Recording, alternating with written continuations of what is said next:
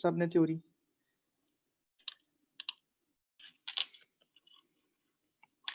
Electric field due to infinite wire.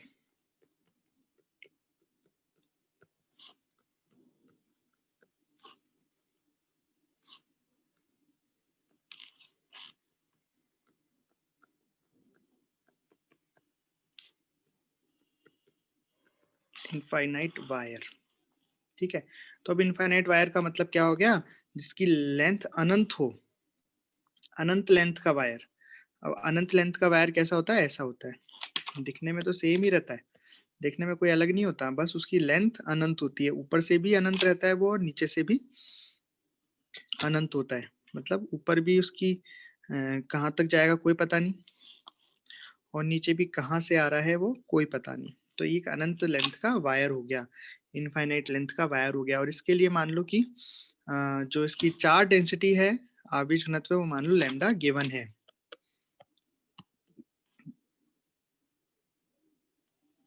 आवेश घनत्व इसका लैम्डा गिवन है। यहाँ पे एक पॉइंट पी है, उस पॉइंट की डिस्टेंस यहाँ से आर है, ये पॉइंट पी। इस पॉइंट पी पर आपको इलेक्ट्रिक फील्ड निकालना है, इस पॉइंट पी पर आपको इलेक्ट्रिक फील्ड निकालना है। तो जैसा कि यहाँ पे मैंने मान लिया कि आवेश घनत्व इसका पॉजिटिव है। खैर, तो क्या करते हैं हम, पॉइंट पी से वायर पर एक लंब डालते हैं, ठीक है, लंब डाल दिया तो वो तो हो गया आर। अब पॉइंट को वायर के ऊपरी हिस्से से मिलाते हैं, ऊपरी शीर्ष से मिलाते हैं, ऊपरी एंड से मिलाते हैं, और वायर पॉइंट को नीचे वाले एंड से मिलाते हैं। इस तरीके से ऊपर वाले एंड से मिलाएंगे और नीचे वाले एंड से मिलाएंगे। तो ये तो पुराना वाला केस ही बन गया। देखो, ऐसे तो करते हैं, ऊपर वाले पॉइंट से मिलाते हैं, ऊपर वाले एंड से मिलाते हैं और नीचे वाले एंड से मिलाते हैं। तो ये वाला एंगल θ1 हो जाता है और ये वाला एंगल θ2 हो जाता है। लेकिन इस वाले केस में क्या है कि अनंत है, तो अपन ऐसे नहीं कह सकते कि यहाँ पे जाके मिल गया। अगर मिल गया ही है भैया तो फिर तो ये अनंत कहाँ हुआ, ये तो मिल गया। तो हम तो कह रहे हैं कि अनंत है, तो अनंत का मतलब ये मिलेगा लेकिन अनंत पे जाके। तुम कह सकते हैं कि ये जो एंगल बना, ये एंगल 90 डिग्री ही बन जाएगा। और सेम ऐसा ही नीचे होगा कि वो मिलेगा, अगर हम इस पॉइंट को इस वायर के एंड से मिलाएंगे तो वो अनंत में जाके कहीं मिलेगा, ऐसा अनंत में जाके कहीं मिलेगा। मतलब वो लगभग 90 डिग्री का एंगल ही बन गया। और ऐसा ही सेम टू सेम नीचे भी हो गया, लगभग 90 डिग्री का एंगल बन गया। अब हम अपना इलेक्ट्रिक फील्ड निकालते हैं। तो इलेक्ट्रिक फील्ड का जैसे मैंने आपको बताया, दो कंपोनेंट, एक तो आगे और एक ऐसे। तो इस बार मेरे को बताओ कि जो ये ऊपर वाला कंपोनेंट है वो नीचे रहेगा, ये जो ऊपर वाला कंपोनेंट है मतलब पर पैरेलल वाला जो कंपोनेंट है वो नीचे रहेगा या ऊपर रहेगा। तो हम कैसे डिसाइड करते हैं इसको, जिधर की लेंथ ज्यादा होती है। तो बताओ, ऊपर की लेंथ ज्यादा है या नीचे की लेंथ ज्यादा है। तो मैं कहूंगा ऊपर भी इनफाइनाइट है और नीचे भी इनफाइनाइट है, मतलब दोनों साइड बराबर हो गए। तो ऊपर भी इनफाइनाइट हो गए और नीचे भी इनफाइनाइट हो गए, मतलब बराबर हो गए। तो कुल मिला के इसका पैरेलल वाला कंपोनेंट 0 आएगा। चलिए अब इसको थोड़ा मैथमेटिक्स से भी समझ लेते हैं। तो हम यहाँ जानते हैं कि ई परपेंडिकुलर का फॉर्मूला होता है k lambda upon r sine θ1 plus sine θ2। तो ये फॉर्मूला आपको याद रखना है इनफाइनाइट वायर के लिए। तो हो जाएगा k lambda upon r, sine θ1 कितना हो गया, साइन 90, और साइन θ2 भी कितना हो गया, साइन 90।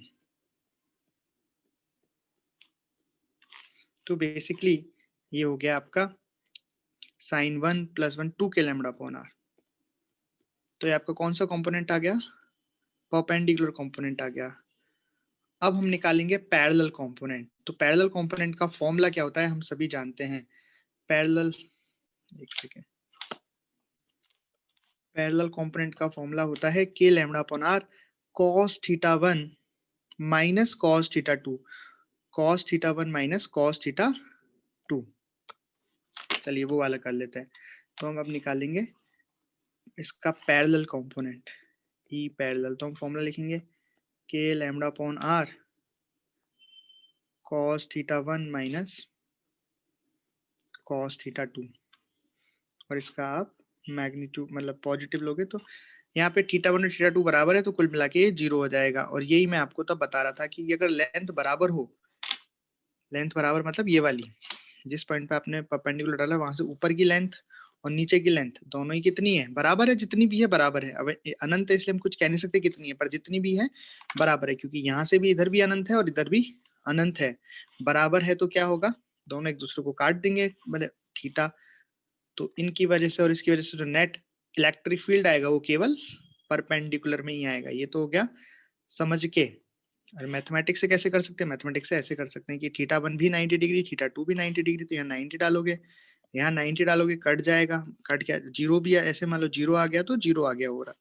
तो यहाँ पे जो ई नेट आया, तो आपको याद रखना है, क्या याद रखना है, देखो कि इन्फिनिट वायर के केस में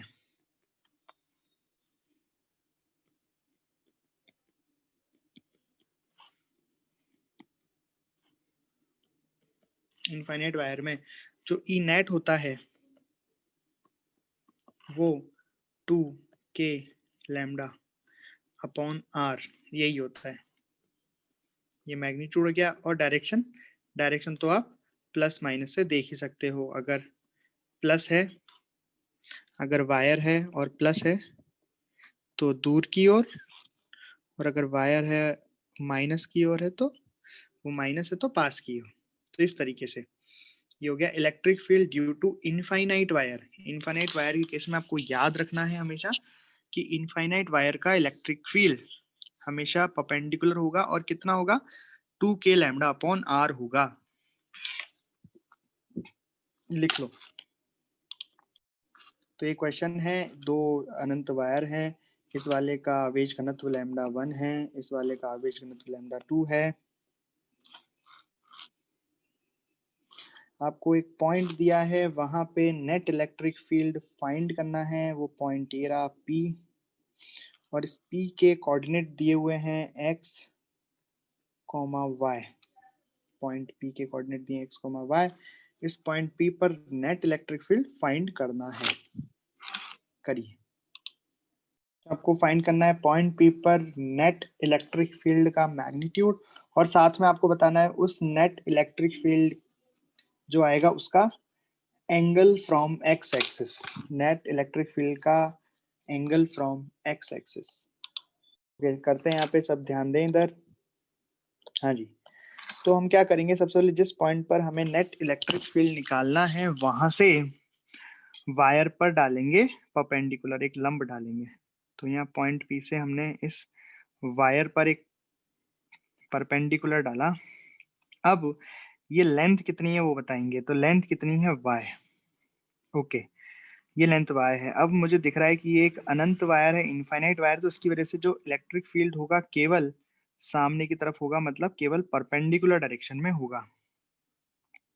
तो यहाँ से मैं देख सकता हूँ कि ई परपेंडिकुलर कितना आ गया, 2k। इसका चार्ज डेंसिटी है λ2, तो यहाँ मैं लिखूंगा 2k λ2 अपॉन डिस्टेंस, डिस्टेंस यहाँ पे y है, तो ये आ गया y। और उसी तरह से अब मैं इसके लिए करूंगा, यहाँ से मैं परपेंडिकुलर डालूंगा इस पॉइंट से, तो इसकी वजह से जो इलेक्ट्रिक फील्ड आएगा वो इस तरीके से आएगा, ये परपेंडिकुलर।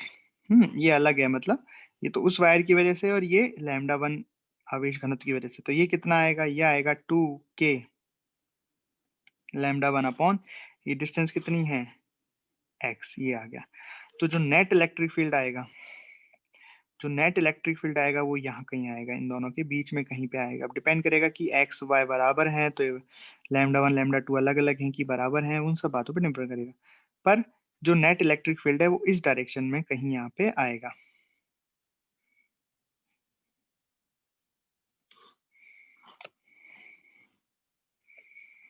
ठीक है, तो ये कितना आएगा वो भी हम देख लेते हैं। तो ई नेट आएगा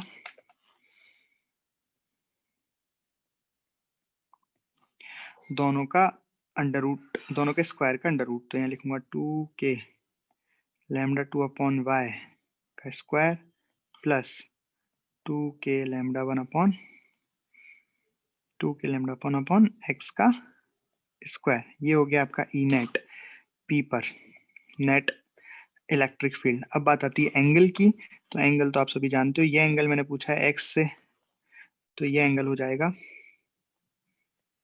tan थीटा बराबर परपेंडिकुलर अपॉन बेस परपेंडिकुलर जाएगा 2k lambda 2 upon y divided by 2k lambda 1 upon x। अगर मैं यहाँ से देखूँ तो कुछ कट रहा है क्या? हाँ, 2k से 2k गया तो ये रहेगा lambda 2 upon y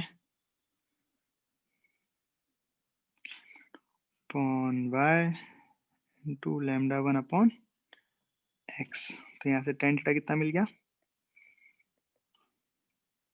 x upon y lambda 2 upon lambda 1। अच्छा, इसमें आगे भी कुछ और भी कर सकते हैं। कैसे? देखो, अगर हम चाहें तो x और y के बीच में, देखो ये तो हो गया अपना ओरिजिन, तो अगर हम ये एक्स एक्स का दिया वाला थीटा देखें तो tan थीटा को हम क्या लिख सकते हैं? भाई ये तो है x और ये हो गया y, तो tan थीटा को मैं y अपॉन x लिख सकता हूँ। tan थीटा को मैं क्या लिख सकता हूँ? y अपॉन, ये ऐसे ही एक्स्ट्रा में बता रहा हूँ, थीटा तो हमने निकाल लिया पर मैंने से tan थीटा को y अपॉन x लिख लिया है ना। तो यहाँ पे x अपॉन y को क्या लिख सकता हूँ मैं? cot theta. But tan theta x upon y है तो cot थीटा कितना हो गया? x upon y। कैसा है x अपॉन पता लग रहा है? क्योंकि यहाँ एक राइट एंगल ट्राइंगल है, ये थीटा है, तो tan थीटा कितना जाएगा? परपेंडिकुलर अपॉन बेस, तो ये y अपॉन x, इसलिए इसको उल्टा कर दिया तो ये x अपॉन y हो गया। तो यहाँ पे x अपॉन y की जगह में अगर cot थीटा डाल दूं, cot थीटा पुट कर दूं, यहाँ की कह रहा हूँ, अगर यहाँ पे मैं cot थीटा पुट कर दूं x अपन, तो ये रहेगा 1 upon tan theta, tan square theta. मैं लिख सकता हूँ tan स्क्वायर थीटा बराबर लैम्डा 2 अपॉन लैम्डा 1। तो मैं लैम्डा 1 एक रेशो भी फाइंड कर सकता हूँ थीटा और लैम्डा 2 के बीच में। खैर जो भी है, हमसे तो दो चीजें पूछी थी कि पॉइंट पी पर नेट इलेक्ट्रिक फील्ड क्या होगा और थीटा की वैल्यू क्या होगी, तो हमने दोनों चीजें फाइंड कर दी इस तरीके से ये सवाल। तो सेमी इनफाइनाइट वायर क्या होता है? सेमी इनफाइनाइट वायर की वजह से हम सीखेंगे इलेक्ट्रिक फील्ड। तो अब सेमी इनफाइनाइट वायर में हम, चलो पहले सेमी इनफाइनाइट सिखा दूं फिर अलग केस सिखाऊंगा। तो ये मान लो ये सेमी इनफाइनाइट वायर है कि ऊपर से तो ये अनंत है, एक साइड से तो अनंत है पर दूसरी साइड ये फाइनाइट है, मतलब इसका एंड है। फाइनाइट मतलब जिसका अंत पता हो, ठीक है, तो ऐसा कुछ है। तो इसमें मान लेता हूँ कि हमारा जो पॉइंट P है वो यहाँ कहीं है, पॉइंट P।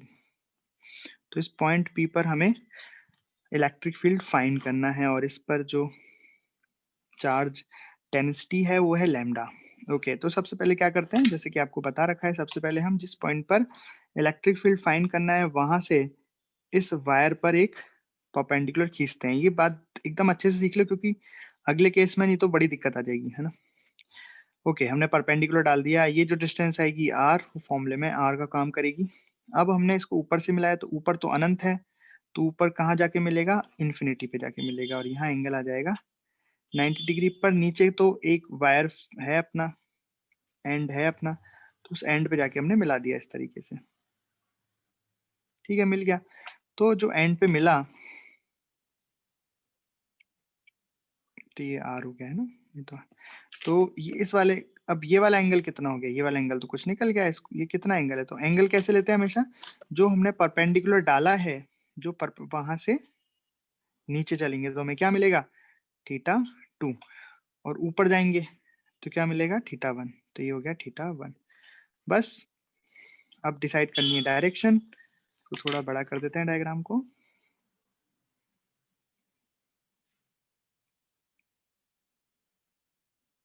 ठीक है, ओके, अब डायरेक्शन डिसाइड करनी है। तो डायरेक्शन तो वही दो आएंगी, एक तो परपेंडिकुलर डायरेक्शन में इलेक्ट्रिक फील्ड आएगा, पॉजिटिव है इसलिए परपेंडिकुलर आ गया, ये तो हो गया ई परपेंडिकुलर।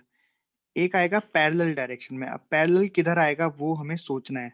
तो जिधर लेंथ ज्यादा होती है वो प्रभावी होता है, वो इफेक्टिव होता है। तो यहाँ तो लेंथ इतनी सी इधर है और इधर तो अनंत लेंथ है, तो बेसिकली कौन जीतेगा? ये वाला पार्ट जीतेगा। तो इफेक्टिव इसकी वजह से ही होगा। तो इसकी वजह से जो नेट इलेक्ट्रिक फील्ड है वो किधर आएगा? इधर आएगा। तो जो कंपोनेंट है वो नीचे आएगा, मतलब ई पैरेलल नीचे आएगा। बता भी रखा है जिधर ज्यादा एंगल होता है वो इफेक्टिव रहता है। तो ये आ जाएगा ई पैरेलल, और कितना कितना आएगा वो तो हम फॉर्मूला डाल के लिख ही लेंगे। ये आएगा k lambda upon r sine theta one कितना हो गया यहाँ पे 90 degree plus sine theta two वो हो गया अननोन। तो आप देख रहे हो इतने सारे हमने केस पढ़े, पर आपको अलग अलग केस याद रखने की जरूरत नहीं है। आप बस मेन फॉर्मूला सीख लो, उसके बाद तो इनफाइनाइट हो सेमी इनफाइनाइट हो उसमें और कुछ केस बन जाए आप उसको सॉल्व कर सकते हो। फॉर्मूला अप्लाई करना आना चाहिए बस। तो ये हो गया k lambda upon r cos theta one minus cos theta two. तो यहाँ तो हम क्या लेंगे, केवल मैग्नीट्यूड लेंगे, इसलिए मैं बार बार मॉड लगा दे रहा हूँ। चाहे वो नेगेटिव में है पॉजिटिव में है, हमें तो पॉजिटिव में ही लेना है इस तरीके से। तो ये हो गया सेमी इनफाइनाइट वायर। ठीक है, अब ये पहला केस हो गया, इसमें भी केस बना दिए हैं, ये पहला केस हो गया। अब दूसरा केस बताता हूँ। दूसरा केस क्या, हम उसको क्वेश्चन के फॉर्म में ही कर लेते हैं। क्वेश्चन का क्वेश्चन हो जाएगा और सेकंड केस का सेकंड केस भी हो जाएगा।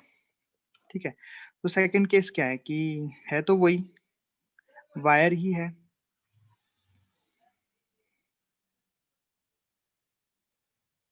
वायर ही है ना, सेमी इनफाइनाइट वायर ही है वो, तो कुछ में कोई बात नहीं है। लेकिन इस बार जो पॉइंट है वो यहाँ पे है, एकदम इसके जस्ट सामने पॉइंट पी, और ये डिस्टेंस कितनी बोल दी है आर। अब बताओ कि इस पर जो इलेक्ट्रिक फील्ड होगा वो क्या होगा। तो कैसे करेंगे देखो, तो हम जानते हैं कि वायर की वजह से जो इलेक्ट्रिक फील्ड होता है वो दो डायरेक्शन में होता है। एक तो होता है ई परपेंडिकुलर, ये तो होगा ही, अगर पॉजिटिव है तो दूर की तरफ, नेगेटिव है तो पास की तरफ। अब जो दूसरा वाला है वो डिपेंड करेगा कि वायर किधर बढ़ा है। तो इधर तो कुछ है ही नहीं, तो सारा का सारा वायर इधर ही है, तो यही प्रभावी होगा, तो नेट इधर आएगा इतना। तो इसका मतलब कंपोनेंट किधर आएगा, कंपोनेंट ऊपर आएगा। तो ये वाला हो जाएगा ई परपेंडिकुलर का कंपोनेंट और ये हो जाएगा ई पैरेलल का। अब बात आती है एंगल की कि थीटा वन क्या होगा थीटा टू क्या होगा। तो आपको जैसे सिखाया है कि सबसे पहले आप पॉइंट पी जहाँ पे आपको इलेक्ट्रिक फील्ड निकालना है वहां से एक परपेंडिकुलर डाल दो। अब ऊपर चलोगे तो थीटा वन मिलेगा, नीचे चलोगे तो थीटा टू मिलेगा। तो इस केस में हम नीचे बढ़े, वायर अनंत पे जाके मिला, तो ये हो गया थीटा टू बराबर 90 डिग्री। और थीटा वन कैसे देखेंगे कि भाई थीटा वन क्या होता है कि उस पॉइंट को ऊपर वाले एंड से मिलाओ, तो मिला दिया भाई, ऊपर वाला एंड भी तो यही हो गया। तो कुल मिला के यहाँ पे थीटा वन कितना आ गया 0 डिग्री। बस इतनी सी बात है। अब आप फॉर्मूला लगा दो। फॉर्मूला क्या है, ई परपेंडिकुलर बराबर हो जाएगा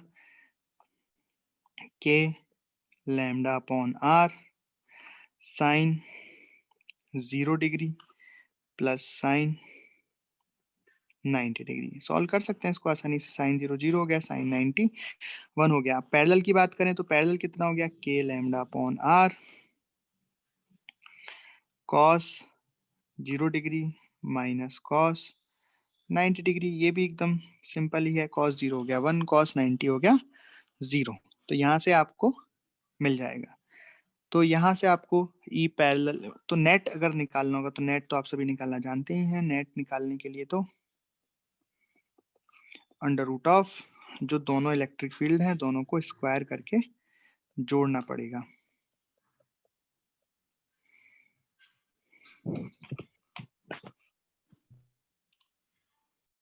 ठीक है, इस सवाल में किसी को कुछ पूछना है तो पूछो। एंगल कैसे निकालेंगे, नेट कैसे निकालेंगे, वो सब तो आई होप सभी को आ रहा होगा, क्योंकि यहाँ पे दो परपेंडिकुलर हैं तो इनका जो रिजल्टेंट आएगा बीच में कहीं आएगा, ये एंगल थीटा हो जाएगा, ये एंगल थीटा टेन थीटा करके निकालेंगे परपेंडिकुलर अपॉन बेस, और रिजल्टेंट आपको निकालना है तो इस फॉर्मूले से आप निकाल सकते हैं रिजल्टेंट। अब इसमें एक और केस होता है जो बहुत ही अच्छा है, थोड़ा अलग सा है, वो वाला भी हम देख लेते हैं। तो इसमें लास्ट केस इस इनफाइनाइट सेमी इनफाइनाइट कुछ भी हो सकता है। वैसे सेमी इनफाइनाइट का केस 3 मान लो, क्योंकि इसमें एक सेमी इनफाइनाइट रहता है। नहीं भी रहे तब भी कोई दिक्कत नहीं है ना, तो इसको अलग ही केस ले लेते हैं। तो जैसे हमने सबसे पहला पढ़ा फाइनाइट, फिर इनफाइनाइट, फिर सेमी इनफाइनाइट, तो ये 4th नंबर का कुछ हो गया है ना। ये अलग टाइप का है, थोड़ा इंटरेस्टिंग टाइप का है ना। इसमें क्या होता है कि जो पॉइंट है, जैसे आप ले लो यहाँ पे, इसको इस तरह से ले लो, फाइनाइट वायर ही ले लो, कि मान लो एक वायर रखा है, सही ये रहा, ये वायर है, और इस पे जो चार्ज डेंसिटी है वो लैम्डा दे रखी है। ठीक है, कोई बात नहीं, बहुत बढ़िया, मजा आ गया। अब जो पॉइंट है वो पॉइंट देखो जनरली तो क्या आता है, पॉइंट जो है इसके बीच में कहीं होगा यहाँ। अब यहाँ कहीं भी हो उससे कोई दिक्कत नहीं है। हम क्या करेंगे, जैसे मान लो यहाँ भी पॉइंट है तो एक लाइन ऐसे परपेंडिकुलर डालेंगे, ऊपर वाले पॉइंट से मिलाएंगे, नीचे वाले पॉइंट से मिलाएंगे, ये वाला θ1 हो जाएगा, ये वाला θ2 हो जाएगा, जैसा करते आ रहे हैं मतलब। लेकिन अब जो पॉइंट है वो वायर के पार चला गया, मतलब इसके बीच में नहीं है, इन लाइन के बीच में नहीं, ऊपर कहीं है। अब क्या करें, तो अब देखो क्या करें, वही करना है जो अब तक करते आ रहे हैं। सबसे पहले तो परपेंडिकुलर डालेंगे, तो परपेंडिकुलर डालो इधर। तो अब देखेंगे कि जब परपेंडिकुलर हम डाल रहे हैं तो कुछ है ही नहीं इधर। तो ठीक है भाई, थोड़ा सा इसको एक्सटेंड नहीं करना, मतलब इसकी लंबाई चौड़ाई हम नहीं बढ़ा रहे हैं, बस हाँ परपेंडिकुलर डालने को मिल जाए, इसलिए बस एक लाइन ड्रॉ करने की, यहाँ भाई यहाँ पे तुम परपेंडिकुलर डाल सकते हो, ये रहा। तो परपेंडिकुलर डाल दिया भाई, तो ये चीज हमें आर मिल गई। ये जो चीज मिली यहाँ से यहाँ तक की दूरी, ये है आर। ये पॉइंट पी हो गया, इस पॉइंट पर इलेक्ट्रिक फील्ड निकालना है। अब यहाँ क्या करना होता है हमें, अब θ1 θ2 कैसे निकालें, सवाल ये है कि θ1 θ2 कैसे निकालें। तो बड़ा ही आसान है, क्योंकि जब डेरिवेशन करते हैं उसमें कैसे माना है आपने θ1 θ2, तो उसी के हिसाब से हमें निकालना रहता है। तो भाई क्या है मेथड, कि सबसे पहले जो पॉइंट है उससे परपेंडिकुलर लाइन खींचो। अब इस पॉइंट से ऊपर वायर का ऊपर वाला एंड मिलाओ, और उस पॉइंट से वायर का नीचे वाला एंड मिलाओ। तो सबसे पहले हम ऊपर वाला एंड मिलाते हैं इस पॉइंट से। तो ये वायर का ऊपर वाला एंड है, इसको इस पॉइंट से मैंने मिला दिया, ठीक है।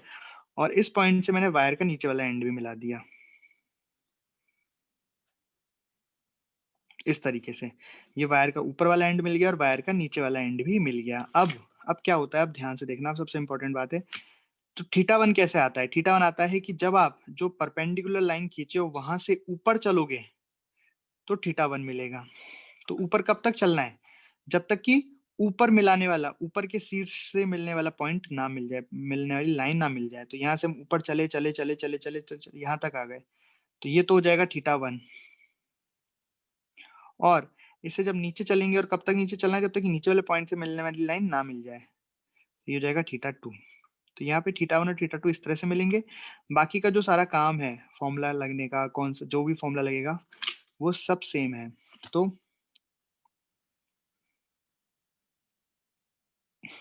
ये तो हो गया θ1, और नीचे चले तो ये हो गया θ2। अब ये जो भी आए θ1 θ2 कोई फर्क नहीं पड़ता, आएगा हम बस वैल्यू रख देंगे, सवाल में दिया रहेगा। इसमें भी हमें दो कंपोनेंट मिलेंगे, एक तो परपेंडिकुलर वाला मिलेगा, एक पैरेलल वाला मिलेगा। तो यहाँ ऑब्वियस है, यहाँ तो सारी की सारी लेंथ नीचे है, तो कौन जीतेगा, ये वाला जीतेगा, मतलब एक कंपोनेंट पैरेलल वाला इस तरीके से आएगा अगर पॉजिटिव है। तो नेगेटिव है तो जस्ट अपोजिट आएगा। तो इसमें मैंने क्या किया, यहाँ पे इसको एक खींच दिया ऐसे, ये पैरेलल। अब बाकी सारे काम सेम है। ये परपेंडिकुलर में क्या फॉर्मूला लगाओगे, फॉर्मूला वही लगेगा, k lambda upon r sine θ1 plus sine θ2। θ1 θ2 कैसे रखोगे, जो आपको डायग्राम में बताएं वैसे ही θ1 θ2 हमें रखना पड़ेगा। ई पैरेलल वाला कैसे निकालोगे, वही same, k lambda upon r cos θ1 minus cos θ2 magnitude, इस तरीके से। कुछ सवाल कर लेते हैं जिसमें सिर्फ आपको डायरेक्शन बतानी है कि किसकी किधर डायरेक्शन होगी इलेक्ट्रिक फील्ड की, है ना। बस तो डायरेक्शन की प्रैक्टिस हो जाएगी। बाकी मैग्नीट्यूड निकालना तो बहुत आसान है, k लैम्डा अपॉन r, बस वैल्यू आपको रखनी होती है। तो जैसे मान लो कि एक वायर मैंने ऐसे ले लिया, सेमी इनफाइनाइट वायर है, और पॉइंट मैं ले लेता हूँ यहाँ, इसके एकदम सामने,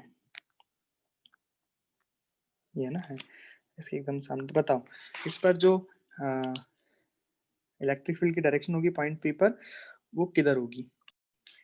तो यहाँ पे माइनस लेमडा है, माइनस घनत्व इसका, इसका घनत्व माइनस लेमडा है। तो एक परपेंडिकुलर वाला होगा वो तो वायर की तरफ होगा। अब बात आती है कौन जीतेगा, तो इसमें तो एक साइड ही है, तो ये वाला पार्टी जीतेगा, पर ये नेगेटिव में है, तो नेट किधर होगा, इधर, यानी कि जो कंपोनेंट होगा वो इधर आएगा। मतलब इसका इस बार जो ई पैरेलल होगा वो इस तरीके से होगा। तो नेट हमारा किस दिशा में मिल गया, इस दिशा में। ये दिशा हम क्या बोल सकते हैं, साउथ ईस्ट।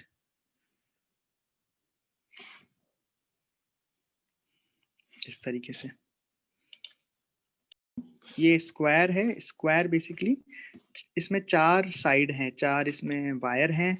तो ये चारों वायर के पास क्या-क्या आवेश घनत्व है? यहाँ पे मतलब 4 वायर हैं। एक स्क्वायर है ना, 4 वायर है, तो इसका आवेश घनत्व है लैम्डा, इसका भी 4 डेंसिटी लैम्डा, इसकी 4 डेंसिटी लैम्डा और इसकी 4 डेंसिटी मान लेते हैं माइनस लैम्डा। सेंटर पर आपको सेंटर पर निकालना है इसका। सेंटर पे पॉइंट पी है, उस पर आपको इलेक्ट्रिक फील्ड फाइंड करना है। अच्छा, एक चीज और दे देता हूं मैं जो कि जरूरी है। ये जो स्क्वायर है,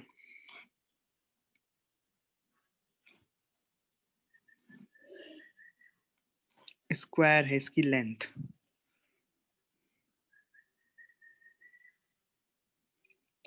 इसकी वो मान लो एल मान लो लेंथ। चलो करो।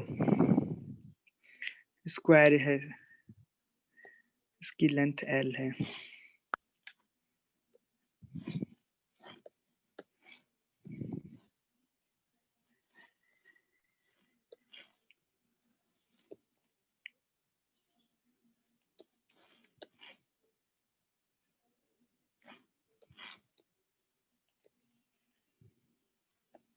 सेंटर पर इलेक्ट्रिक फील्ड फाइंड करना है।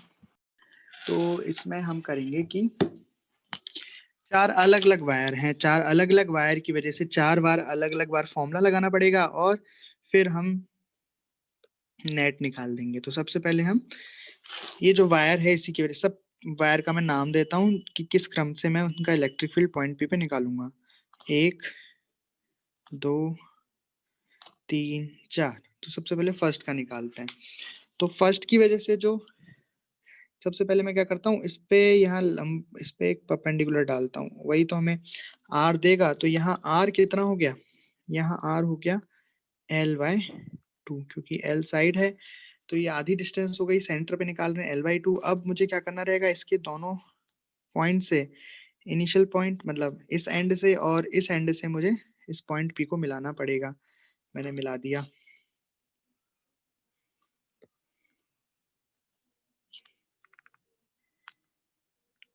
इस तरीके से, ठीक है। अब मैं अगर यहाँ थीटा देखूं तो थीटा कैसा हो गया, ये वाला एंगल हो गया 45 डिग्री और ये वाला एंगल भी हो गया 45 डिग्री। तो मैं यहाँ कह सकता हूँ कि केवल एक ही कंपोनेंट इलेक्ट्रिक फील्ड का आएगा जो कि परपेंडिकुलर होगा, पैरेलल वाला नहीं आएगा। पैरेलल वाला क्यों नहीं आएगा, 2 कारण से मैं आपको स्पष्ट कर देता हूँ। पहली बात कि जितनी लेंथ इधर है L/2 उतनी ही लेंथ इधर है, तो कोई भी इफेक्टिव नहीं है, दोनों एक दूसरे के इलेक्ट्रिक फील्ड को काट देंगे पैरेलल वाले को। दूसरा ये तो हो गया अपने लॉजिक से क्लियर किया। दूसरा हो गया कि अगर मैं मैथमेटिकल देखूं तो जो मैं पैरेलल वाला लिखूंगा तो उसका फॉर्मूला होता है k lambda upon r cos θ1 minus cos θ2। तो यहाँ पे θ1 भी 45 आएगा, θ2 भी 45 आएगा, तो आपस में एक दूसरे को कैंसिल आउट कर देंगे, खत्म कर देंगे, है ना। तो यहाँ केवल हमें चारों केसेस में ऐसा हो गया, क्योंकि हर जगह पे जो थीटा आएगा वो 45 भी आएंगे, θ1 θ2 45 भी आएंगे। तो हर केस में यहाँ पे केवल परपेंडिकुलर ई परपेंडिकुलर वाला कंपोनेंट ही बचेगा। ई पैरेलल वाला कंपोनेंट हर वायर के लिए, एवरी वायर के लिए कैंसिल आउट हो जाएगा, तो हमें उनकी चिंता करने की जरूरत नहीं है। तो सबसे पहले मैं इस फर्स्ट वाले वायर के लिए ई परपेंडिकुलर लिख लेता हूँ। फर्स्ट वाले वायर के लिए ई परपेंडिकुलर हो गया k लैम्डा अपॉन r यहाँ पे हो गया L/2 साइन θ1। तो θ1 यहाँ हो गया 45 डिग्री प्लस साइन θ2 हो गया यहाँ पे 45 डिग्री, इस तरीके से। और डायरेक्शन तो आपको क्लियर है ही, अगर ये केवल मैग्नीट्यूड हो गया, हमको डायरेक्शन की भी जरूरत पड़ेगी एट द एंड, पर मैं डायग्राम में वैसे बना रहा हूँ, है ना। पर डायग्राम में गड़बड़ सड़बड़ हो जाने वाली है, तो मैं डायरेक्शन यहाँ पे अलग से भी लिख देता हूँ। तो ये मैं ई वेक्टर ही लिख देता हूँ फर्स्ट वाले के लिए। तो डायरेक्शन हम देख पा रहे हैं, ये डायरेक्शन रहेगी इधर, इसको हम बोलते हैं आई कैप। तो यहाँ मैं लिख देता हूँ आई कैप। ये जो भी आएगा ये किस डायरेक्शन में आ गया, आई कैप। ये फर्स्ट वाले की वजह से हो गया। अब सेकेंड वाले, तो बाकी सारी चीजें सेम रहेगी। लैम्डा भी पॉजिटिव है, इसलिए इसकी डायरेक्शन कैसी हो जाएगी, इसकी डायरेक्शन सामने इस तरीके से हो जाएगी, परपेंडिकुलर। इसको हम अलग कलर से डिनोट कर देते हैं। तो ये दूसरे वाले की वजह से ऐसे आ जाएगा ये ई परपेंडिकुलर, ये दूसरे वाले की वजह से। तो यहाँ पे ई परपेंडिकुलर बराबर हो जाएगा k lambda upon r, are है lambda by 2, sorry L by 2, वापिस से साइन 45 प्लस साइन 45,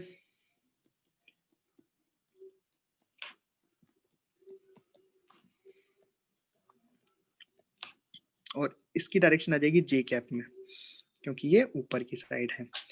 अब 3, तो 3 वाले में भी हम देख सकते हैं ये भी पॉजिटिव है, तो ये भी ऐसे धक्का मारेगा इधर की साइड, तो ये परपेंडिकुलर इधर आ जाएगा। और यहाँ पे हम लिख सकते हैं 3 के लिए ई परपेंडिकुलर बराबर के लैम्डा अपॉन आर, आर हो गया यहाँ l by 2 sine 45 plus sine 45 degree. ये किस डायरेक्शन में हो गया? ये हो गया माइनस आई कैप में, ठीक है। और लास्ट फोर्थ, तो आप देखो यहाँ पे फोर्थ किस डायरेक्शन में आएगा, तो जो फोर्थ की डायरेक्शन है वो नेगेटिव है, उसका आवेश घनत्व चार्ज डेंसिटी, तो अपनी साइड ही आएगा, तो मतलब वो इसी साइड आ जाएगा ई परपेंडिकुलर। और आप ई परपेंडिकुलर की वैल्यू निकालोगे तो ई परपेंडिकुलर की वैल्यू तो चारों के लिए सेम ही आई है, बस उनकी डायरेक्शन अलग अलग आई है। तो ये हो जाएगा E k lambda upon l by 2 sine 45 plus sine 45। अब चाहो तो मैथमेटिकली देख लो, अच्छा डायरेक्शन भी लिख लेते हैं, इसकी डायरेक्शन कितनी हो गई जे क्या। चलिए अब चाहे आप ये पूरा एक साथ आपको दिखाई दे रहा है, अब चाहे मैथमेटिकली आप देख लो या चाहे मैथमेटिकली देख लो, चाहे आप डायग्राम से देख लो, तो डायग्राम में भी आपको सीधा सीधा समझ में आ रहा है कि ये वाला जो ई वेक्टर ई परपेंडिकुलर है ये इस वाले से कट जाएगा, यानी कि किस किस का है ये, एक तो है 1 का, 1 ने 3 वाले से आपस में एक दूसरे को ये काट देंगे, क्योंकि ये दोनों एक दूसरे के अपोजिट हैं और मैग्नीट्यूड इनका सेम है। बट जो ये दोनों हैं 2 और 4 ये सेम डायरेक्शन में लग रहे हैं, तो ये आपस में जुड़ जाएंगे। तो यहाँ से भी देख सकते हैं, यहाँ पे जो फर्स्ट वाला है ये आई कैप में है और ये माइनस आई कैप में है, तो एक दूसरे को कैंसिल आउट कर देंगे। तो जो ई नेट आएगा वो क्या होगा, 2 का प्लस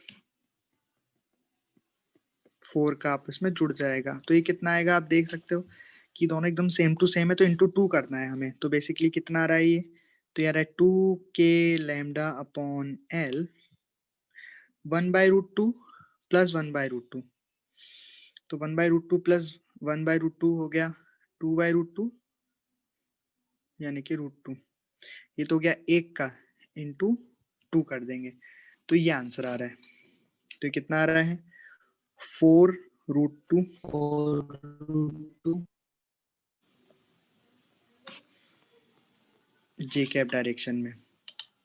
पूरा क्वेश्चन हो गया, अब देख लो, और अगर कोई डाउट आ रहा हो तो पूछ लो। ऐसा हो जाए कभी एग्जाम में कि एग्जाम में आपको लैम्डा की वैल्यू भी दे दे, लैम्डा की वैल्यू से 2 दे दी 2 कूलाम पर मीटर, और एल की वैल्यू भी दे दे, मान लो कुछ दे दिया 2 मीटर, है ना। आप इसमें वैल्यू पुट कर दो, और के की वैल्यू दी नहीं होगी, वो आपको खुद से लिखनी पड़ेगी। के की वैल्यू हो जाएगी 9 × 10⁹। वैल्यू पुट कर दोगे तो आपका आंसर आ जाएगा। तो वो डिपेंड करता है कि क्या दे रखी हो क्या नहीं दे रखी, इसलिए हमने अभी तो अननोन में ले लिया उसे। फर्स्ट पॉइंट पढ़ा हमने पॉइंट चार्ज की वजह से इलेक्ट्रिक फील्ड, दूसरा हमने पढ़ा वायर की वजह से इलेक्ट्रिक फील्ड। अब थर्ड पे हम पढ़ेंगे electric field due to circular arc, या चाप की वजह से।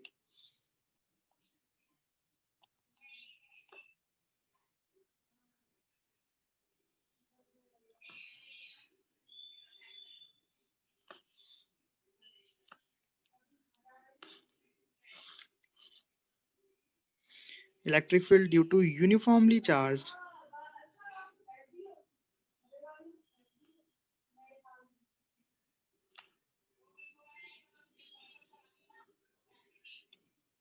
Circular arc.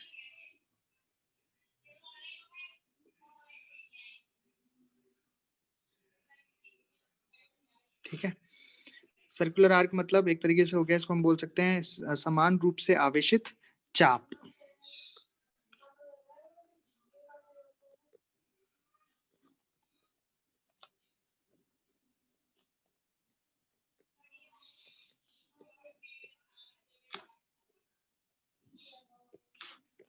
ठीक है, चलिए पढ़ते हैं। तो सबसे पहले हम एक चाप बनाते हैं।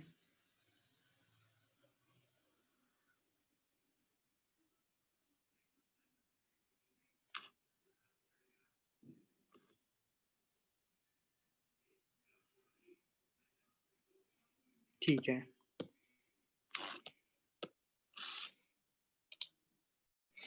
तो ये एक सर्कुलर आर्क है। इस आर्क की रेडियस है r, ये इसका सेंटर है, ये इसका सेंटर है। ठीक है, और इस पर ये भी एक आर्क है, मतलब यहाँ पे केवल चार्ज कहाँ पे है, इस पर चार्ज केवल इस पर है, इसके आर्क पे है केवल चार्ज, मतलब अंदर कोई चार्ज इसमें नहीं है। तो मतलब इसके सारा का सारा चार्ज कहाँ है, इसके आर्क पे। तो आर्क पे पॉजिटिव चार्ज भी हो सकता है, नेगेटिव चार्ज भी हो सकता है। तो अभी हम पॉजिटिव मान रहे हैं कि इस पे यूनिफॉर्मली आवेशित, यूनिफॉर्मली चार्ज है, मतलब हर जगह पे सेम रूप से, कहीं ज्यादा कहीं कम नहीं है। और मान लो कि इसके लिए जो दे रखा है आवेश घनत्व, चार्ज डेंसिटी, वो दे रखी है प्लस लेमडा, प्लस लेमडा इसके लिए चार्ज डेंसिटी दे रखी है। और एक चीज और दे रखी है कि कितना सेंटर पर ये कितना कोण सबटेंड कर रहा है, ये आर्क सेंटर पर कोण कितना सबटेंड कर रहा है, तो that is theta naught. Theta naught हम एंगल मान लेते हैं कि ये सेंटर पर थीटा नॉट एंगल सबटेंड कर रहा है। देन तो इसमें हम फाइंड करते हैं electric field on the centre, centre पर इलेक्ट्रिक फील्ड।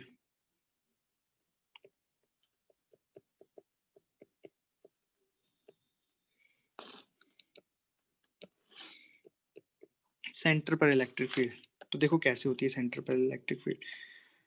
तो सेंटर पर इलेक्ट्रिक फील्ड हमेशा एक यूनिफॉर्मली चार्ज्ड सर्कुलर आर्क में सेंटर पर इलेक्ट्रिक फील्ड हमेशा कितनी होगी, पहले तो मैं उसका मैग्नीट्यूड लिख देता हूँ, फिर मैं उसकी डायरेक्शन बताऊंगा। तो सेंटर पर इलेक्ट्रिक फील्ड होगी, वो हमेशा होगी 2k lambda upon r sign theta naught by 2k lambda upon r sign theta naught by 2। इसको हटा देते हैं। ये आपका फॉर्मूला होगा 2k lambda upon r sign theta naught by 2। अच्छे से याद कर लें। और जो डायरेक्शन होगी वो क्या होगी, अब वो तो और भी ज्यादा इंपॉर्टेंट है कि डायरेक्शन क्या होगी। तो डायरेक्शन क्या होगी बताओ। तो डायरेक्शन होगी हमेशा जो भी आर्क होगा वो जितना भी एंगल सबटेंड करेगा उसका जो एंगल बाइसेक्टर होगा, मतलब लंब अर्धक नहीं, अर्धक सॉरी, कोण अर्धक। एंगल बाइसेक्टर का मतलब हो गया कोण अर्धक, मतलब जैसे यहाँ पे एंगल सबटेंड कर रहा है थीटा नॉट, तो थीटा नॉट का आधा मान लो ये, तो इसने इसको दो, इसको इसमें बांट दिया, थीटा नॉट बाई 2 और थीटा नॉट बाई 2 में इसने डिवाइड कर दिया। तो जो एंगल बाइसेक्टर होगा हमेशा उसी के अलोंग डायरेक्शन होगी इलेक्ट्रिक फील्ड की। अब चूंकि यहाँ पॉजिटिव है इसलिए away from the arc, away from the arc. और अगर यही नेगेटिव चार्ज होता तो टूवर्ड्स द आर्क आंसर आता। तो इस तरीके से डायरेक्शन होगी। तो डायरेक्शन में लिख देता हूँ एंगल बाइसेक्टर,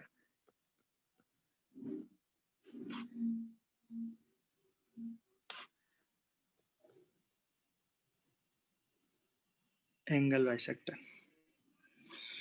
तो डायरेक्शन हमेशा एंगल बाइसेक्टर पे होगी। पॉजिटिव है तो अवे, और अगर नेगेटिव चार्ज है तो टूवर्ड्स द आर्क। इस तरीके से बहुत ही आसान है। यहाँ जो भी आवेश डेंसिटी होगी वो आ जाएगा लैम्डा, रेडियस की आर है ही, और के इसका आ जाएगा, के तो हमें पता ही है 9 × 10⁹ sign theta naught by 2। Theta naught हमेशा ध्यान रखें, थीटा नॉट क्या है, आर्क जो भी एंगल सबटेंड कर रहा है तो अंदर वाला एंगल है ना। अच्छा, इसी का मैं एक एग्जांपल आपको दे दूं कि कौन सा एंगल गलती से कई बार ले लेते हैं तो वो नहीं है।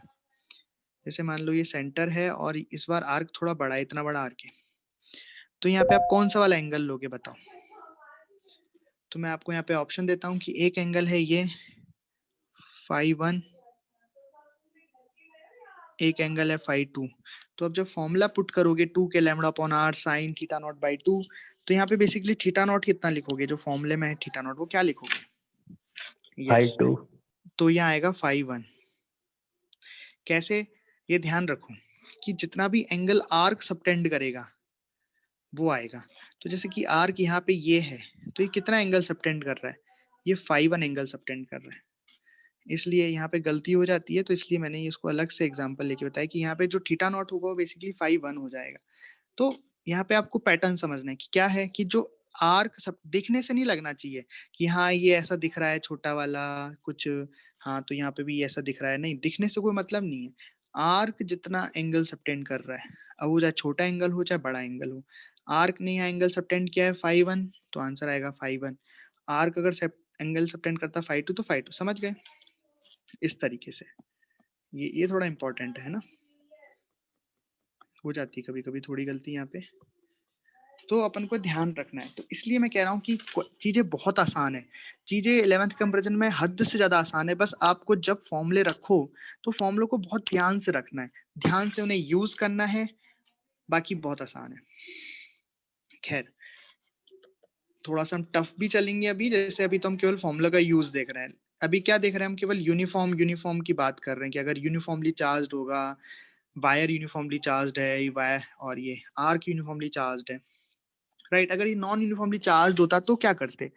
अगर ये नॉन यूनिफॉर्मली चार्ज होता तो फिर हमें इंटीग्रेशन करना पड़ता प्रॉपर एलिमेंट लेके, थीटा पे जाके डी थीटा का एलिमेंट लेते, उस एलिमेंट की वजह से आपको इलेक्ट्रिक फील्ड लिखना पड़ता, जिस भी पॉइंट पे आप इलेक्ट्रिक फील्ड निकाल रहे हो, फिर उसको इंटीग्रेट करना पड़ता।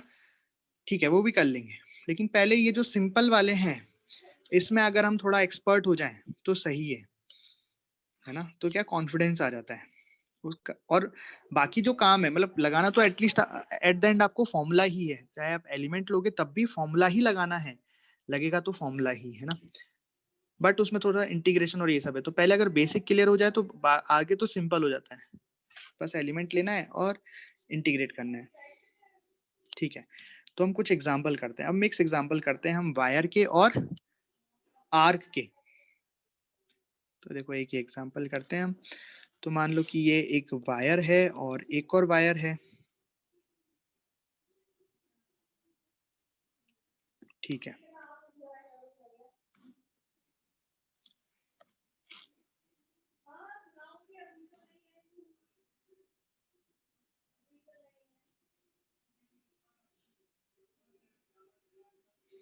हमने एक आर्क मतलब क्या होता है, चाप को ऐसे रख दिया,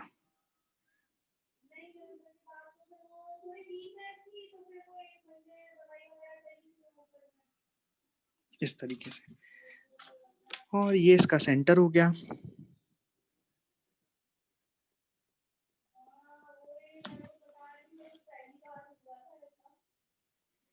ये इधर इनफाइनाइट है, इधर इनफाइनाइट है। तो आपको इस सेंटर, ये जो पॉइंट दिख रहा है, ये सेंटर दिख रहा है, इस सेंटर पर आपको इलेक्ट्रिक फील्ड फाइंड करना है।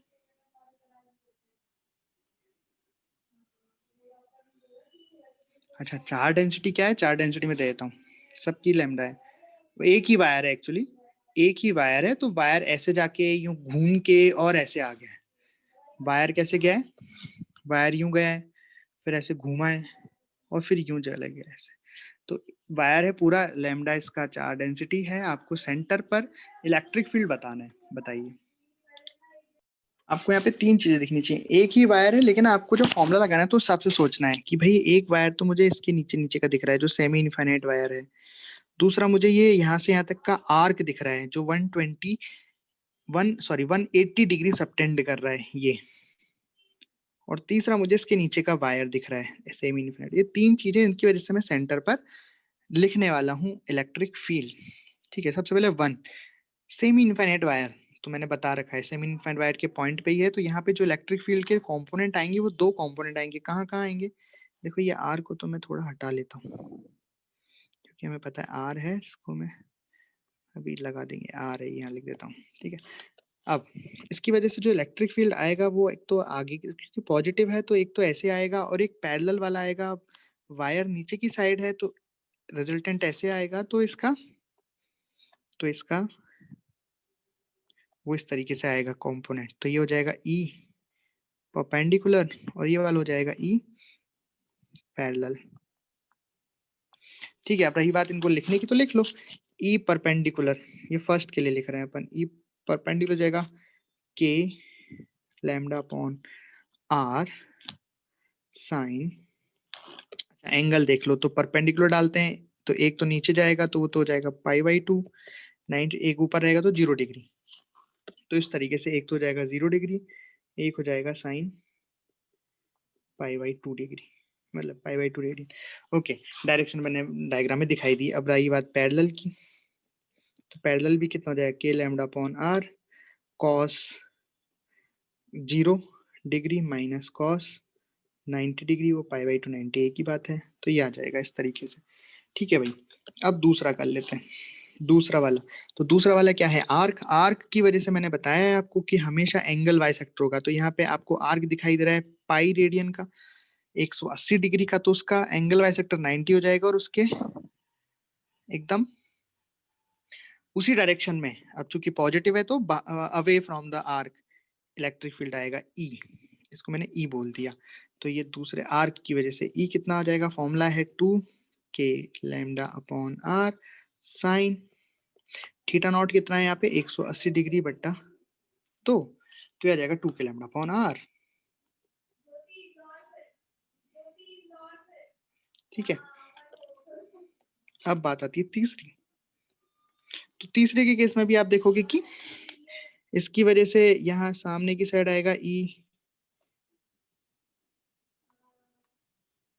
परपेंडिकुलर, और क्योंकि इसमें भी वायर नीचे की तरफ है तो इसका रिजल्टेंट ऐसे आएगा, तो इसका कंपोनेंट ऊपर ही आएगा। कितना हो जाएगा ई पैरेलल। चलिए, तो यहाँ पे मैं ई परपेंडिकुलर निकालूंगा, कितना आएगा, तो आएगा k lambda upon r sine 0 plus, मतलब सेम टू सेम आएगा, जितना फर्स्ट में ही परपेंडिकुलर में आया था सेम आएगा, और पैरेलल वाला भी, पैरेलल वाला भी सेम आएगा। सॉरी,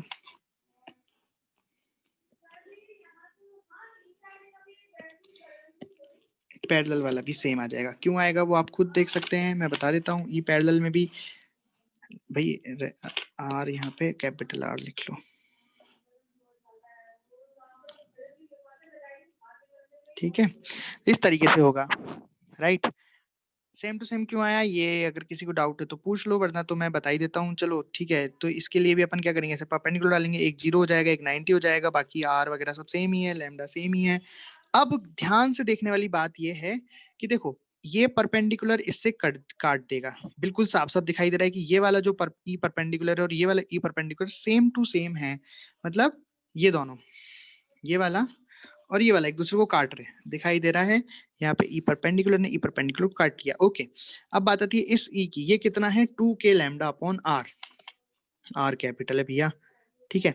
ओके, और ई पैरेलल दो ऊपर की तरफ है, ई पैरेलल क्या दोनों सेम है क्या, हाँ जी, कितने हैं, ये भी है यहाँ पे k लैम्डा अपॉन आर, और ये भी यहाँ पे है k लैम्डा अपॉन आर, क्या दोनों मिलके 2 k लैम्डा अपॉन आर मिल जाएंगे, मतलब नेट कितना आ गया इस केस में 0। Electric field, net electric field centre पे कितना आ गया 0। इस सवाल में क्या हुआ देखो, हमने अच्छे से डायग्राम बनाया, ई परपेंडिकुलर लिखा, ई पैरेलल लिखा, फिर सबको जोड़ा जाड़ी की करके देखा तो सब कट गए, तो कट गए, नहीं कटते तो नहीं कटते, उनका रिजल्टेंट हमें फाइंड करना पड़ता। यहाँ पे कट गए, नेट 0 आ गया तो आ गया, इस तरीके से सवाल हो गया। ऐसे ही हम ढेर सारे सवाल इसमें बना सकते हैं अलग अलग लैम्डा से, कि यहाँ तो सभी मैंने लैम्डा लैम्डा लैम्डा दे दिए, अगली बार मैं अलग अलग कर देता इसको लैम्डा। आर्क का अलग बोल रहा है कि भाई आर्क अलग है इस बार, और इसका आवेश घनत्व चार्ज डेंसिटी माइनस लैम्डा है। तो क्या होते हैं, बस डायरेक्शन चेंज हो जाती, डायरेक्शन कटती पिटती नहीं, या और कट जाती, जो भी होता फिर हमें लिखना पड़ता, देखना पड़ता कितना आया है, क्या आया है, सब कुछ ध्यान से करना पड़ता। करते हैं इसका और क्वेश्चंस भी करते हैं। चलो एक और मैं देता हूँ आपको, आप इसको करना आराम से और मुझे आंसर बताना।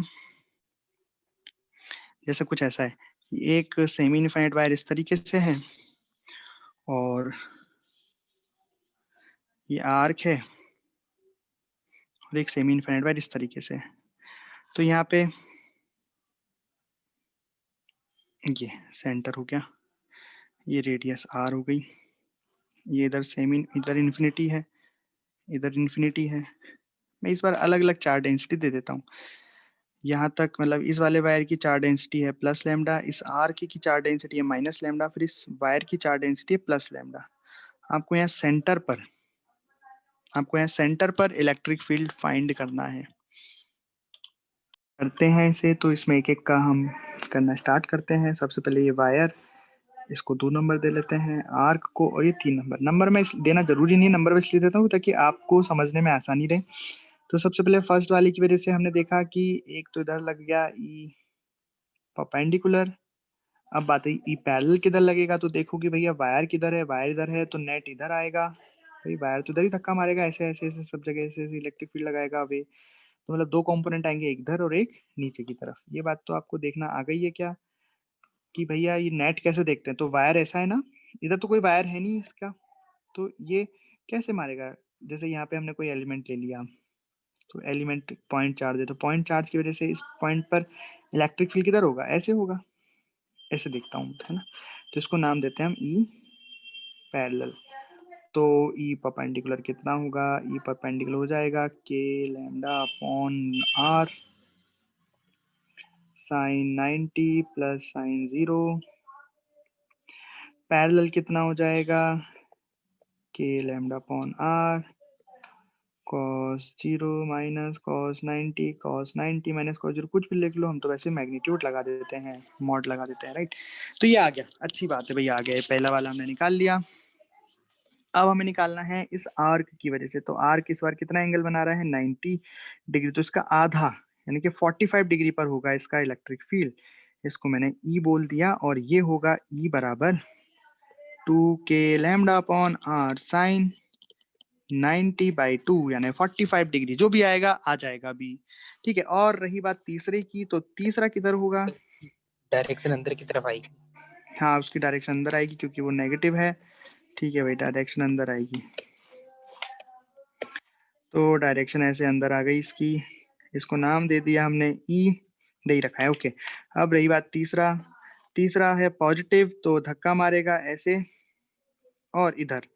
भाई इस बार ये वायर ऐसा है, तो नेट जैसा एलिमेंट यहाँ ले लिया, तो इधर धक्का मारेगा, तो रिजल्टेंट इधर आएगा। रिजल्टेंट इधर आएगा तो कंपोनेंट इधर आएगा साइड में, ओके। तो एक कंपोनेंट तो उधर गया, उसको हमने बोल दिया ई परपेंडिकुलर, और एक आया इधर, ये बोल दिया मैंने ई पैरेलल। ओके, क्या ये कट रहे हैं क्या, ई पैरेलल ई परपेंडिकुलर से कट रहा है क्या। भाई वैसे तो अलग अलग हैं, लेकिन अगर मैग्नीट्यूड सेम हो गया इनका तो कट जाएंगे। तो हम देख रहे हैं यहाँ पे कि ई परपेंडिकुलर और ई पैरेलल दोनों का ही मैग्नीट्यूड तो समान ही आ रहा है। कितना आ रहा है, के लैम्डा अपॉन आर, क्योंकि साइन 90 होता है साइन 0 होता है, इधर कॉस 0 होता है कॉस 90, कॉस 0 होता है कॉस 90 0 होता है, तो ये भी के लैम्डा अपॉन। तो यहाँ पे मैं क्या देख रहा हूँ, अरे ये तो कट गए, इधर ई पैरेलल से ई परपेंडिकुलर कट गया, इधर ई पैरेलल से ई परपेंडिकुलर, ये आपस में कट गए।